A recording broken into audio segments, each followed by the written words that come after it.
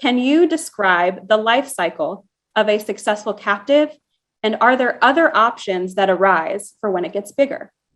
I'll take the first part. The lifestyle of the life cycle of the captive is it all starts in the beginning with the questions and the questionnaire and getting copies of the existing policy and really understanding a client's business. So from there, we have to once we understand their business, then we understand the unique risks that their business has. And then from there, we look at the policies to match those two up to see if what's actually the risk in their business is covered by their insurance policies. In the old days of insurance, we would have an insurance policy that's 30 pages long, and it was 25 pages of what's covered and 5 pages of exclusions. Now it's the exact opposite. So now you look at a policy, it could be the same 30 pages, but it's actually 5 pages of what's included and then 25 pages of what's excluded from their policy. So figuring out what is actually what's actually covered by their business. So then we create the captive to cover the risks in their business. It could be health insurance, workers' comp, general liability. It could have difference in conditions policies, could be commercial auto for trucking company, whatever the captive is for, the insurance company covers the risk. We submit it to the Department of Insurance along with a business plan, actuarials, financials, everything. And then that's when the real work begins. We get the approval back from the Department of Insurance, but it isn't as simple. It's a business. It's not as simple as a set it and forget it. It's something where we have to continually go back, have meetings with the client, talk about the claims that they have. We may have to adjust the reserves up and down, incurred but not reported, which is, the insurance company's way of saying we have claims. We just don't know when they're going to come to us. And then there's a whole slate of corporate governance. And with corporate governance, it's doing the annual meetings.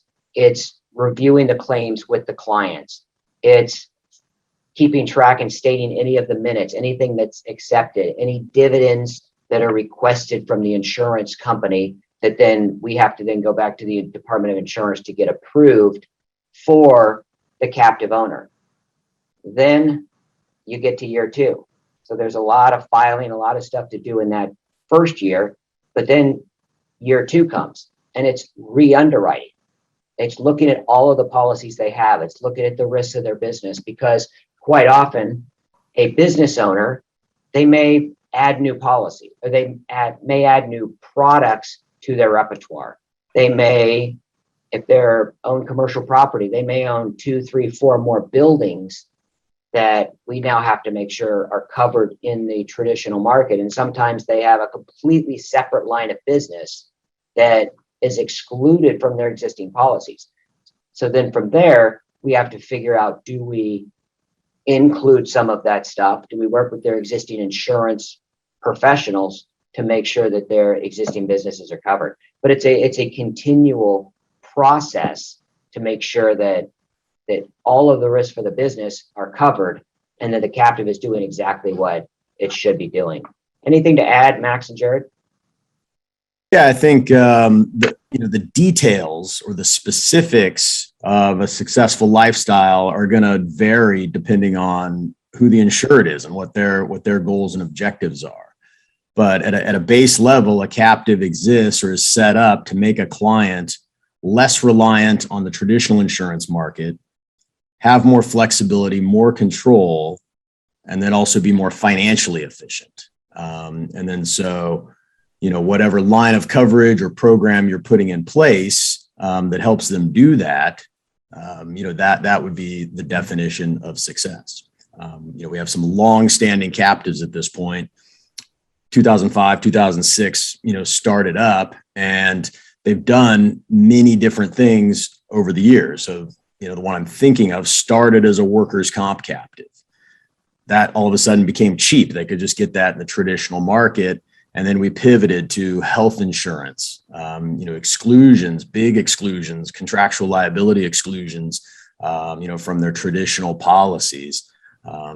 But, so over the years, the program has morphed and it's done different things, but it's helped them be more responsive, save money, have the coverage they need.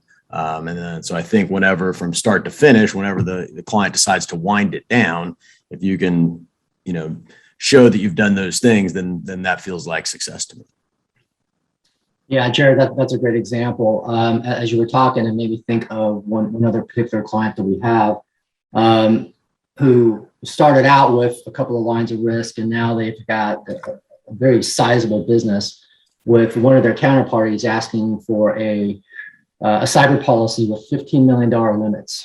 And because they started small and have been around for 10 plus years, they've been able to build this significant capital base within their captive. And the first thought they had when they got this notice or this requirement from this counterparty was, let's see if we can make it happen within the captive. And so, those types of things typically don't happen in year one. If you did something like that, it's very capital intensive. But as you build up this captive with a bunch of surplus and reserves, then you can take on that type of risk and ultimately capture, the underwriting profit within your own captive. The one thing that I'll sort of put a bow on this is that what we've witnessed with a lot of these clients is that they've become better consumers of insurance, and they've been better risk managers after they've set up a captive. And it's in part because now it's their P&L, it's their upside, if you will, and commensurate downside. So when people set up a captive, they're definitely more in tune with how they buy insurance and what amount their risk profile allows them to retain within their captive.